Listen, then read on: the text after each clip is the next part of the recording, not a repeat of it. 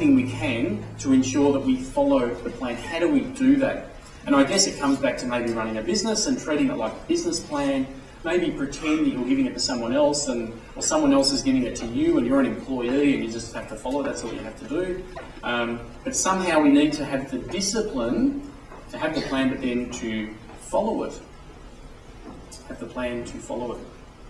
General Schwarzkopf, the commander of the Allied forces in the first Iraq War, the first Gulf War, he said, the truth of the matter is, you always know the right thing to do.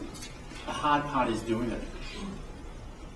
To me, that all comes back to traders, so many who have a plan, they know exactly what they have to be doing, but whether they follow it or not, that's up to them.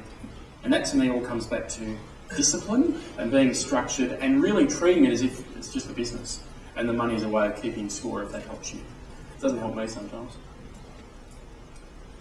And finally, one of the great biases we have into developing our own methodology, and maybe men are worse than this than women, and that is wanting to be right. So many things in life, we love having control, we love getting our own way, we love being right. And I'll reiterate what I just said earlier.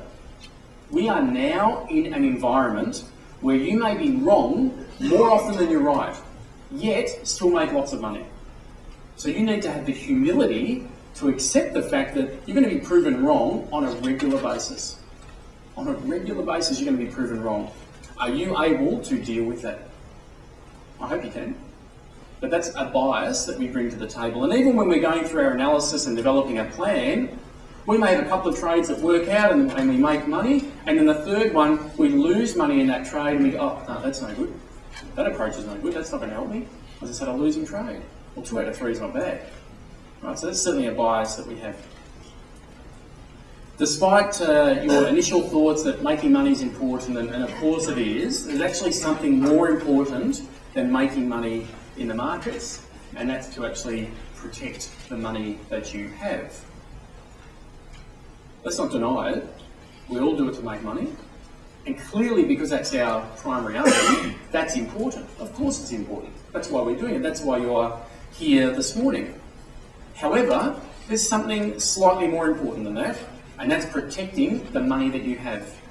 That takes very much a defensive posture and being very, very conservative with the money that you have.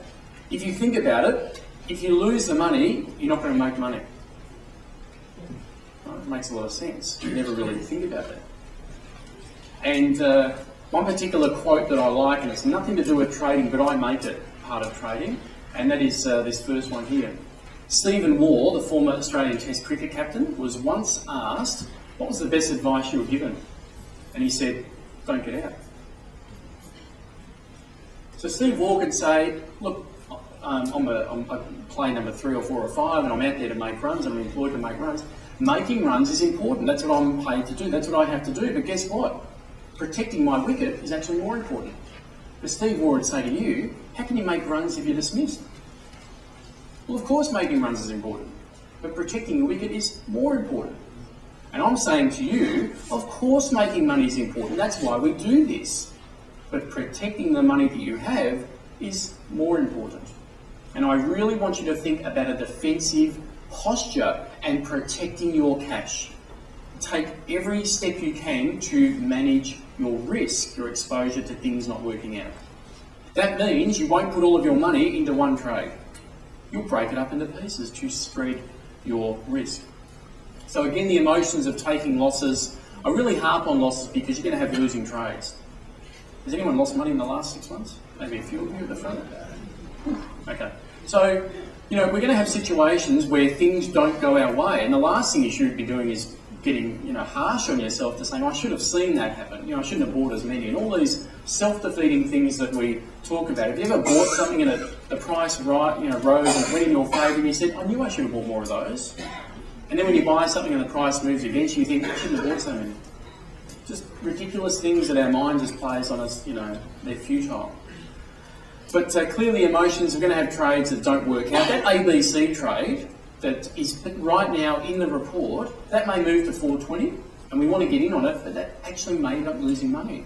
But if it does, we get out and we accept the fact that it didn't work out because no one ever knows where price is going to head. And I think that's important to realise. Over 6 billion people on the face of the earth, not one knows what's going to happen in the market on Monday. Not one.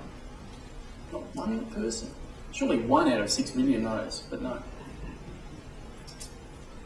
So again, the whole basic concept of money management is, yes, setting stops is important and where we get out of losing trades is important, but break your money into small pieces. The more money you have, I think the greater flexibility you have to breaking your money up into small pieces. So if you have 50 grand, you may take 10 lots of 5 grand and put them into different trades. You may take 5 tens, or whatever other multiple you can come up with. Okay? You may have 20 grand, 5 fours, 4 fives, 8 twos and a half, 10 twos, whatever. Break your money into small pieces. That is a great way of just spreading the risk. Because the most important thing you can do is protect the money you have. That's your new primary aim in trading. Not to make money, to protect the money you've got. That's your new aim. Pardon me. Certainly, just as important as protecting our money and putting it in, spreading it into smaller pieces, and that's knowing exactly where to get out when the trades don't work out. And certainly in the report we do that because you have to do it. You have to know exactly when you get in, where you're going to get out if the price doesn't move in your anticipated direction. You have to know that. Because if the trade doesn't work out, you need to cut that trade, close the trade, realise the loss and then move on. And again, that's a very counterintuitive thing to do. Because the last thing we wanted to do is deny ourselves the opportunity of breaking even in that trade and getting the money back. It's a very counterintuitive thing to do, and I'll talk about that very shortly. Here's a quote from an American psychologist, Dr. Van Tharp. He got his PhD back in 1975. And ever since that time, he's devoted himself full-time to counselling traders. That's all he's ever done. And this is what he says about risk. Most successful market professionals achieve success by controlling risk. Controlling risk goes against our natural tendencies. Risk control requires tremendous internal control. I'm going to read that again and put in a few extra words. Most successful market professionals achieve success by controlling risk. However, there's a problem. There's a huge problem. The problem is controlling risk goes against our natural tendencies. Therefore, risk control requires tremendous discipline and internal control. You need to realise the rules that guide you to trading success are very simple. They're simple concepts, very simple rules to follow. Yet deep down, we want to do everything we can to break them. Let's talk about probability just quickly, and again the importance of protecting the money that you have. If you look at the table on the left, you'll notice the first row. If we lose 2% of our capital, that's wrong, 10% of our capital, you need to make 11 to get it back. And I'll just put some numbers to that. If you start with 10 grand and lose $1,000, back to 9, you need to make 11% on the remaining 9,000 to get it back up to 10. Well, 10 and 11 doesn't sound too bad, does it? But of course, as you work your way down the table, you see that it only gets worse. And one of the worst things you can do is have a losing streak, maybe just lose a couple of trades in a row. You've done the right thing by keeping those losses very small, maybe a couple $100. That's it. So you've had a bit of a losing streak, 2 or 3 trades in a row. Deep down, we have this desire to make money and to get our money back. So what we end up doing is putting more money into subsequent trades to make that money back. Well, that's a sure recipe for disaster.